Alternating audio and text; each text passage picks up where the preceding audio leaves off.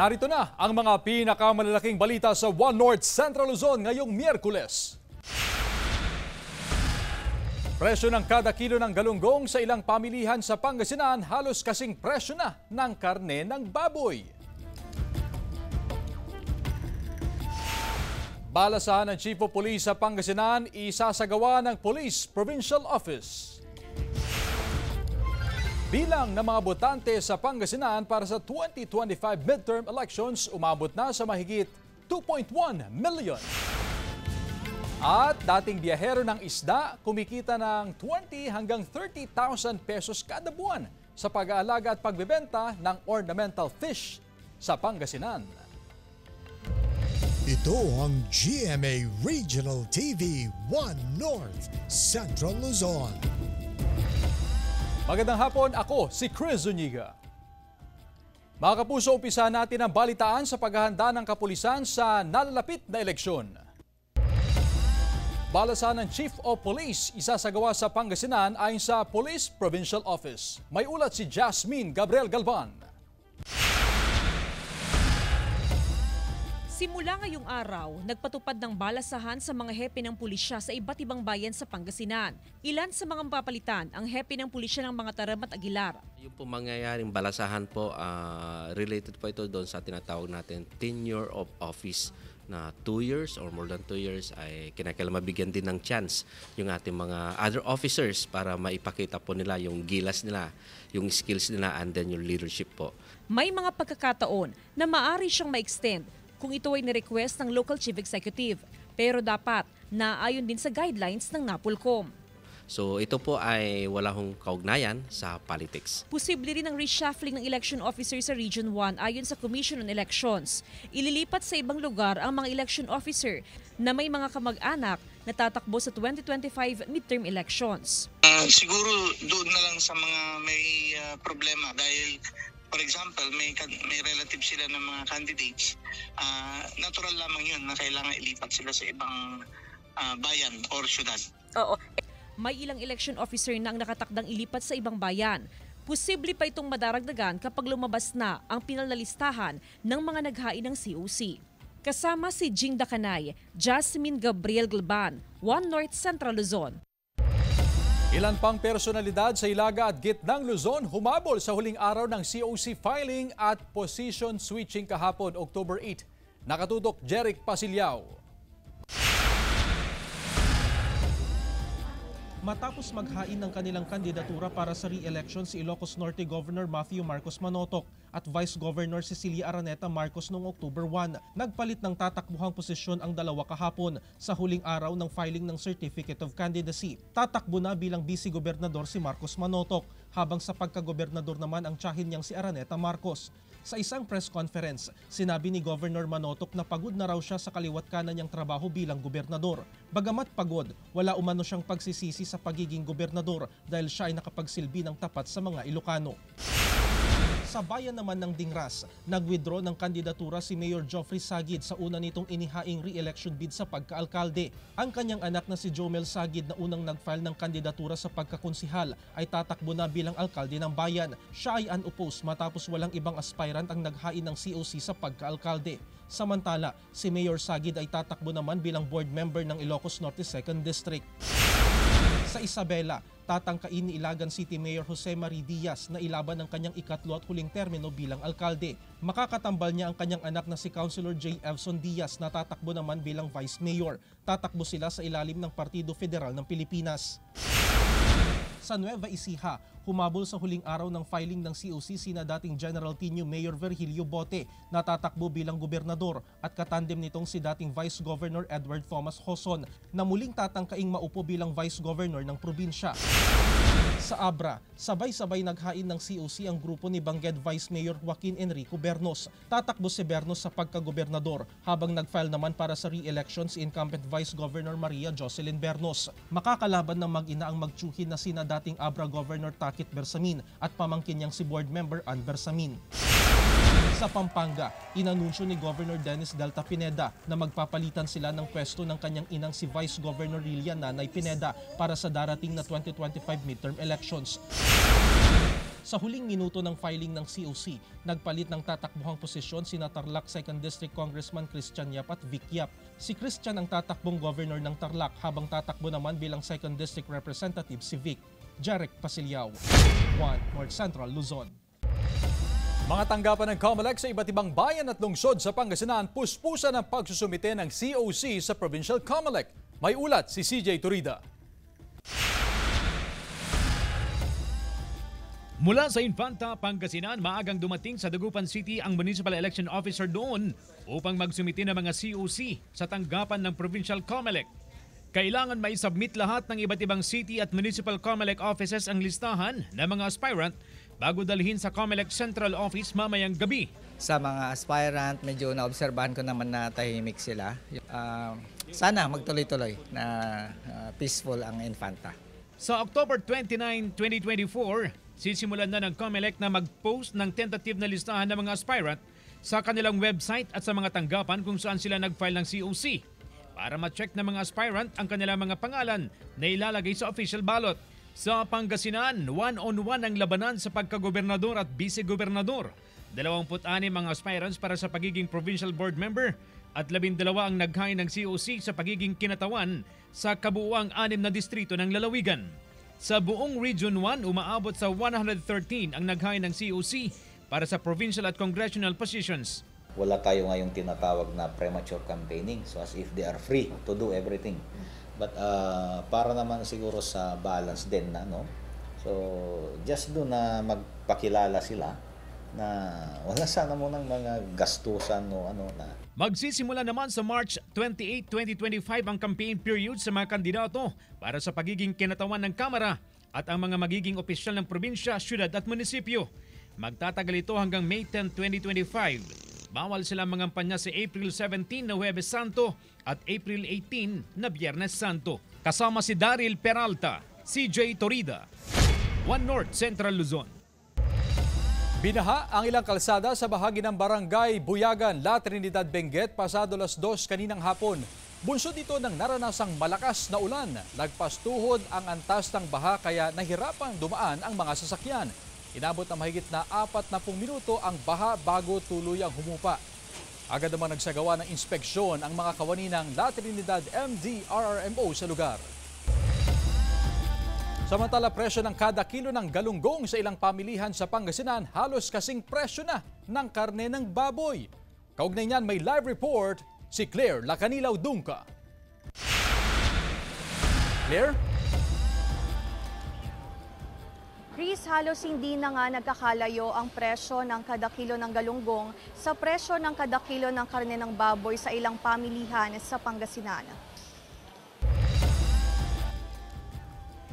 Umaabot ngayon sa 250 hanggang 280 pesos ang presyo ng kada kilo ng galunggong sa pamilihang bayan ng Mangaldan, Pangasinan. Halos kapareho na nito ang presyo ng kada kilo ng baboy. Ayon sa ilang negosyante, pahirapan ang pagkuha ng supply dahil sa kakaunting huli. Kasi basta ganitong panahon, madalang yung kuha ng isda ng galunggong pag ganitong panahon. Abutan 280. 260, 250, ganyan lang. Pinakababa, mga 240, ganyan. Siyempre, kahit mahal, bibilin kasi walang mabibiling iba. Tsaka, masarap ang galunggong. Dahil pahirapan ang pagkuha ng supply ng sariwang galunggong, kadalasang ibinebenta ng ilang negosyante ang frozen galunggong. Mahal ang kuha namin natin. Oo, kaya tumaas. Wala kaming makuhang fresh natin. Ayon sa samahang industriya ng agrikultura, napansin nila ang biglaang pagtaas sa presyo ng galunggong, lalo na ngayong bare months. Yun ang minomonitor natin kung bakit biglang tumaas. Pero yung bangus naman, hindi naman masyadong tumaas. Yung weather for the past 2 weeks, yun ang isang nakikita natin. Chris, ayon sa ilang negosyante ay posible pang umabot sa 300 pesos ang kada kilo ng galunggong sa ilang pamilihan. Kasabay nga ng nararanasan o unti-unting nararanasang malamig na panahon dahil tuwing malamig ang panahon ay kakaunti ang nahuhuling galunggong. Ayon naman sa SINAG o sa mga industriya ng agrikultura ay patuloy ang kanilang monitoring sa ilang dahilan ng biglaang pagtaas sa presyo ng kada kilo ng galunggong. Chris. Maraming salamat, Claire Lacanilaw Dungka. Nagsagawa ng fire drill ang Calasiao Fire Station sa isang pribadong kumpanya. Nagkaroon ng actual demonstration sa mga empleyado sa tamang paggamit ng fire hose sa pag-apula ng apoy. Para nito upang magkaroon ng kaalaman at kamalayan ang mga empleyado at maging alerto tuwing may insidente ng sunog. Ayon sa BFP, kailangan magkaroon ng training ang mga empleyado ng pribado at pampublikong establisimento na may 50 o higit pang empleyado upang magkaroon ng kaalaman sa pagpuksa ng apoy. Kailangan din ng fire safety officer at first responders sa kumpanya. Ito ang GMA Regional TV 1 North Central Luzon.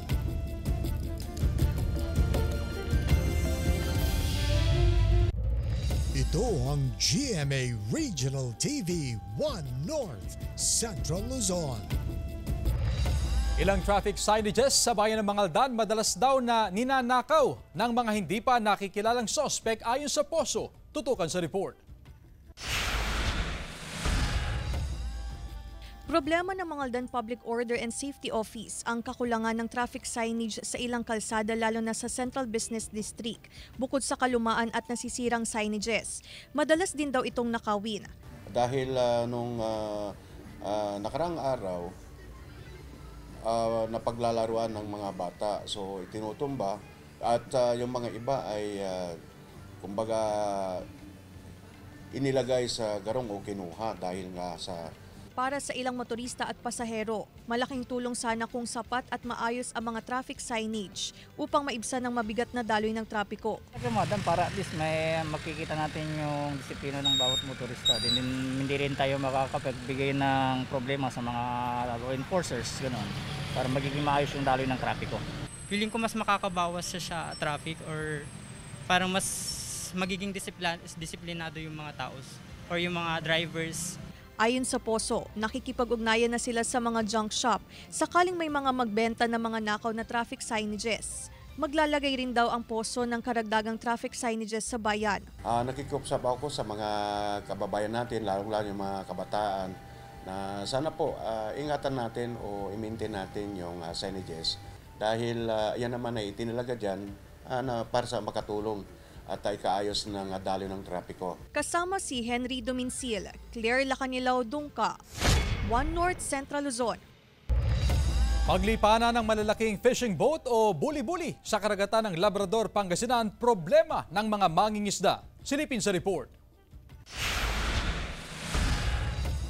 Halos 2 kilo lang ng isda ang nahuli ni Mang Abunjo sa kanyang paglaot kaninang madaling araw sa Labrador, Pangasinan. Wala pa sa 500 piso ang pinagbentahan sa huling isda. Ibawas pa ritong expenses sa petrolyo na ginamit niya sa kanyang bangka. Ganito raw ang araw-araw nilang sitwasyon dahil sa paglipana ng mga buli-buli o malalaking fishing vessel na nangingisda sa municipal waters ng Labrador. Wala na akong nahuhuli, ma'am. Kasi pati maliliit po, nahuhuli po nila. Sana medyo mas malayo sila. Sana nga po. Andito lang sila sa tabi, katabi-tabi lang namin sila dyan na. Ayon sa lokal na pamahalaan, dapat daw lampas sa 10 kilometers mula sa shoreline ang pangisdaan ng mga buli-buli. Tanging mga malilit na bangka lang ang pinapayagan sa municipal waters. Kaya may mga bantay dagat na nakamonitor sa Labrador para maprotektahan ang mga maliliit na mangingisda. Pinapatawagan namin dito palagi ang maritime. Marami din kasing intruders dito, yung mga squid trap. Kaya napapalis namin within our municipal waters. Kaso nga lang, minsan nga ay kahit araw kung minsan may mga intruders din. Makikipag-ugnayan din daw ang LGU sa Provincial Fishery para masolusyonan ang hinaing ng mga maliliit na mangingisda sa kanilang bayan. Kasama si Jing Dakanay, Jasmine Gabriel Galban, 1 North Central Luzon. Samantala, advokasya ng GMA Network kontra fake news, suportado ng Sangguniang Panglungsod ng Dagupan. Narito ang report. Dahil sa lumalakas na impluwensya ng internet at social media, lumalaki rin ang problema tungkol sa fake news. Kaya ang GMA Network naglunsad ng panata kontra fake news upang labanan o kahit man lang maibsan ang paglaganap ng fake news. Kabilang na ang tinatawag na deep fake news sa lahat ng media platforms. Ang advokasiyang ito, suportado ng Sangguniang Panlungsod ng Dagupan matapos magpasa ng resolusyon na nagpapahayag ng kanilang pagpapahalaga at suporta rito. Sa panahon ngayon kung kailan namamayagpag ang teknolohiya, kasama na riyan ang social media, Mahirap nang malaman kung ano ang tama at mali, kung ano ang totoo at kung ano ang hindi. At ito po yung kinatatakutan nila pagka sinasabi nga nila na pagka ang mga impormasyon, maling impormasyon ay paulit-ulit na nababasa, nakikita at inuulit, they gain the legitimacy of truth. Sa isang survey noong September 2022, lumalabas na 67% ay naniniwalang ang fake news sa internet ay isang seryosong problema. Mabilis kasi ang pagpapakalat nito dahil sa social media. Malalabanan kung tayo mismo ay mamumuhay ng totoo. Kung sa ating mismo, sa ating sarili, hindi natin maamin yung mga bagay na tama at hindi tama, lalabas yan sa ating pagkataos. Sa advokasiyang ito, layan ng Kapuso Network na yakapin ang hamon at panindigan ang responsibilidad upang patuloy na maging instrumento ng katotohanan. Sa Dagupan City National High School, mahigpit ang pagtutok ng mga guro sa mga campus journalists upang maiwasan ang pagbibigay ng maling impormasyon sa kanilang pahayagan. Mabusisi rin ang mga estudyanteng mamamahayag sa kanilang trabaho upang maitaguyod ang patas, may integridad at makatotohanan na pagbabalita. We do make sure that they understand the concept of fake news. We engage them to verify information before they post it. I-verify po muna namin by checking po sa mga credible sources to ensure po na mayroong truth, fairness, and integrity sa mga pinapublish po namin. Kasama si Daryl Peralta, CJ Torida, One North Central Luzon.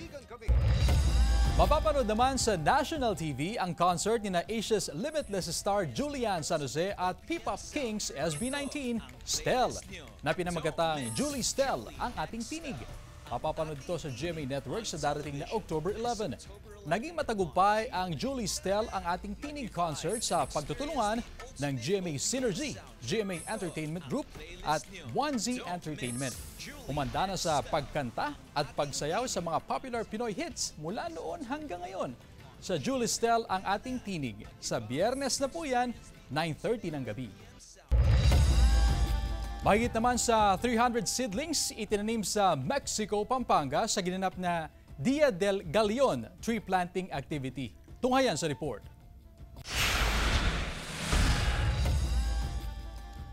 Mahigit 300 plant seedlings ang itinanim sa ginanap na Dia del Galeon tree planting activity sa Mexico, Pampanga. Nakiisa sa aktibidad ang ilang government at non-government organizations.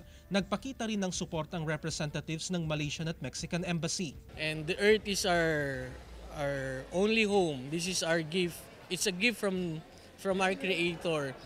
And it's our duty to nurture it. No? And one way of doing that is by planting trees. Sa webinar na parte ng aktibidad, ibinahagi sa mga dumalo ang kahalagahan ng organic farming at ilan pang dapat malaman sa pagpapalago ng puno ng niyog.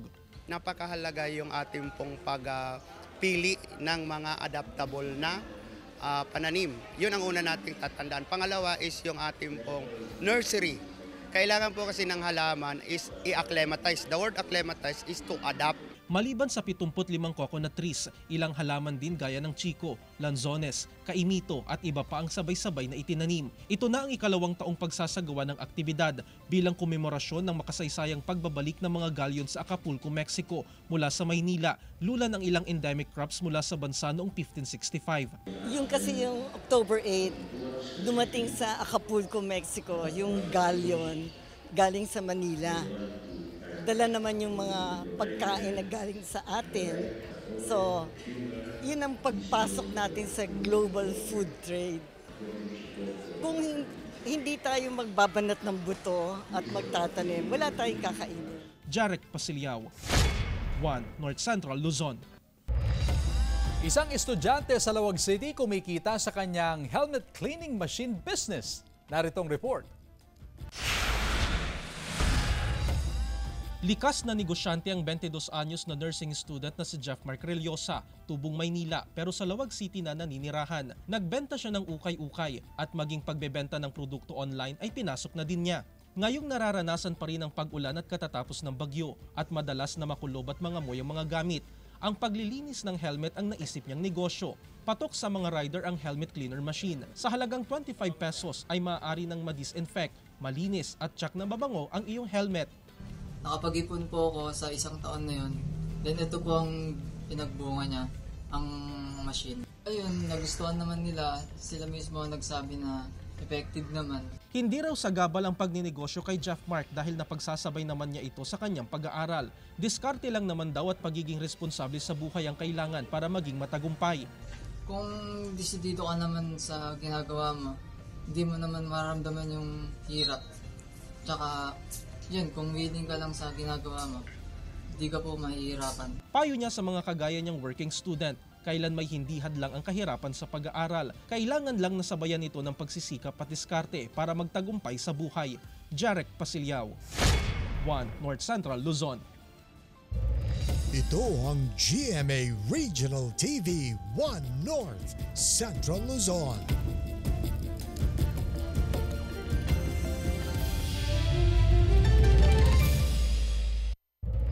Ito ang GMA Regional TV 1 North Central Luzon.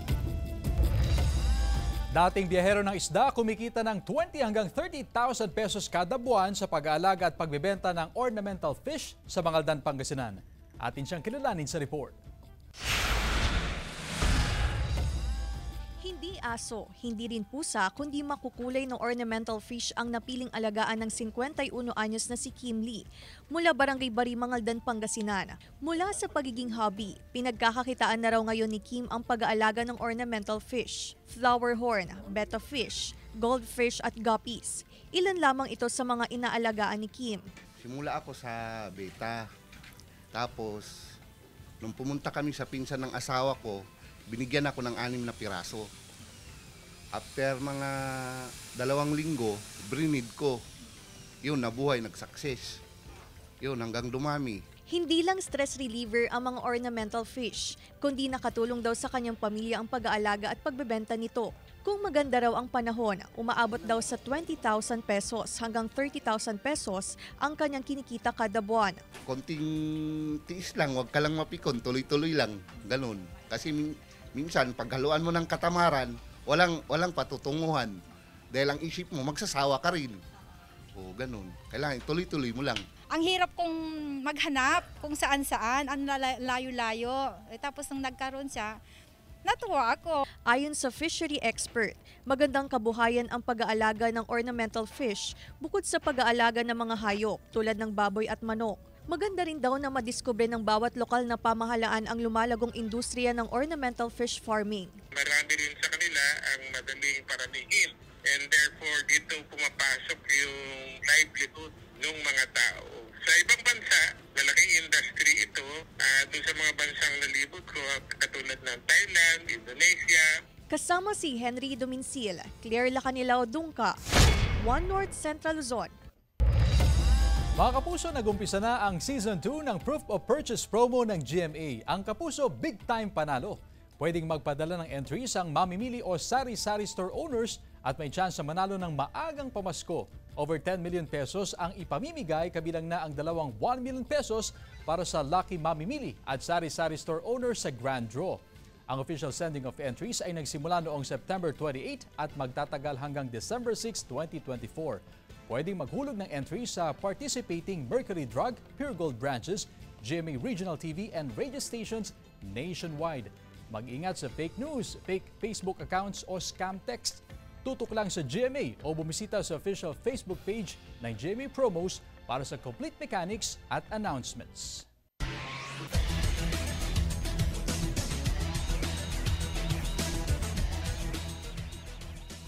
Sa pagtatapos ng first round ng NCAA Men's Basketball, pinadapa ng Benil Blazers ang JRU Heavy Bombers 84-69. Nanguna si Jomel Ancheta para sa Blazers sa kanyang 17 points. Pinanguna naman ni Yukien Andrada ang San Beda Red Lions sa kanyang panalo kontra Mapua Cardinals sa overtime, 76-69. Kumamada si Andrada ng 18 points at 9 rebounds. Tinalo rin ng EAC Generals ang San Sebastian Golden Stags 97-86. Nag-ambag si Harvey Pagsanuan ng 20 points upang tanghalin siyang best player of the game. Sa pagtatapos ng first round, nanguna pa rin sa standings ang Benil Blazers. Sumusunod ang San Beda Red Lions, Mapua Cardinals, Letran Knights, Perpetual Altas, EAC Generals, LPU Pirates, JRU Heavy Bombers, Arellano Chiefs at San Sebastian Golden Stags. Magsisimula ang Round 2 sa October 11, Biyernes, sa tapatan ng Letran Knights at LPU Pirates sa Game 1 na susundan ng sagupaan ng Perpetual Altas at EAC Generals sa Game 2.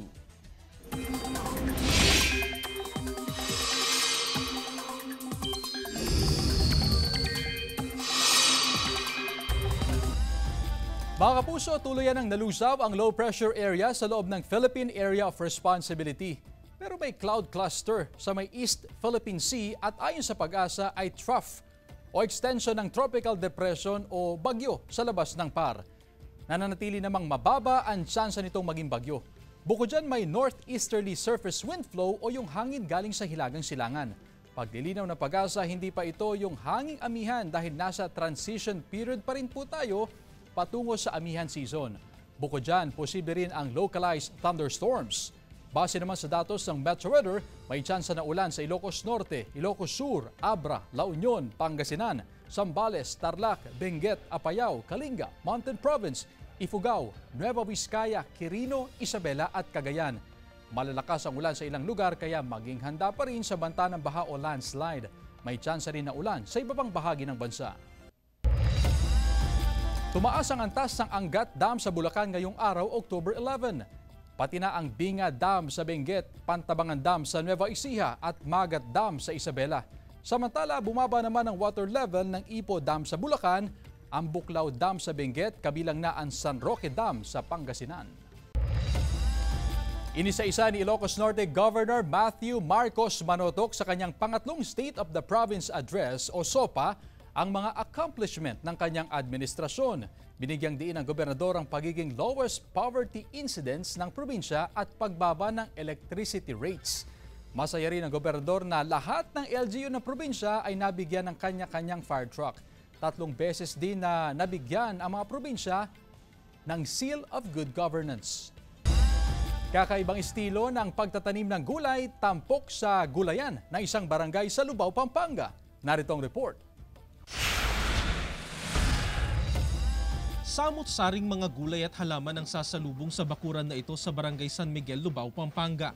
Mula sa medicinal plants tulad ng aloe vera, asthma plant at green amaranth, indigenous plants tulad ng onion, ginger at turmeric, mga fruit-bearing trees tulad ng mulberry at sampalok. Siyempre, hindi pwedeng mawala sa bakuran ang paboritong gulay. Mapapa-oh my gulay sa laki ng mga upo, mamangha sa kinis ng mga kamatis, talong at kabute. Mga kapuso, hindi ito farm, kundi isang gulayan na tulong-tulong na inaalagaan sa barangay. Nag-upisa kami, mahirap, pero kinaya din namin dahil sa tulong ng mga agricultural office dito sa munisipyo at mga kasama kabaryo ko. Bukod sa mga tanim, highlight din sa gulayan ang iba't ibang makabagong estilo ng farming na pwede mong gawin gamit ang recycled materials. Merong wick-type self-watering plants, Olgens planters kung saan swak itanim ang mga pipino, upside-down farming, vertical gardening, container gardening, at all tires gardening. Upang maging sustainable ang gulayan sa barangay, hindi lamang sa taong ito, kundi sa mga susunod na panahon, higit sa lahat, maituro natin sa mga inanantahanan sa bawat miyembro ng bawat barangay na masustain natin yung programa para sa gulayan sa barangay. Kumpleto rin ang gulayan sa iba pang mga pasilidad tulad ng nursery, cockpit, waste segregation at seed bank. Ang gulayan na ito ay entry ng probinsya ng Pampanga bilang finalist ng Regional Gulayan sa Barangay Program ng Department of Agriculture. Lahat ng mga ani sa nasabing gulayan ay ipinamamahagi sa mga residente ng barangay. Jarek Pasilyao, 1 North Central, Luzon. Mga kapuso, 77 days na lang, Pasko na. Samantala, mapapanood niyo po ang episode na ito at iba pang pinakauling lokal na balita sa official website ng GMA Regional TV, www.gmaregionaltv.com. Pwede rin kayong bumisita sa aming official YouTube channel, GMA Regional TV, at i-click ang subscribe button para sa pinakamainit na balita mula sa mga rehiyon. Nais din naming pasalamatan ang mga kapuso sa Hilaga at Gitnang Luzon, maging ang mga kapuso natin abroad. Dahil sa GMA Regional TV, Local News Matters. At yan ang mga pinakamalaki at pinakahuling balita sa Hilaga at Gitnang Luzon. Maraming salamat sa pagsama sa amin pati na ang mga kapuso sa ibang bansa na tumutok sa mga balita sa rehiyon. Ako po si Chris Zuniga. Kami Ang GMA Regional TV, One North Central Luzon, buong puwersa para sa mas malaking misyon at mas malawak na pagdilingkod sa bayan.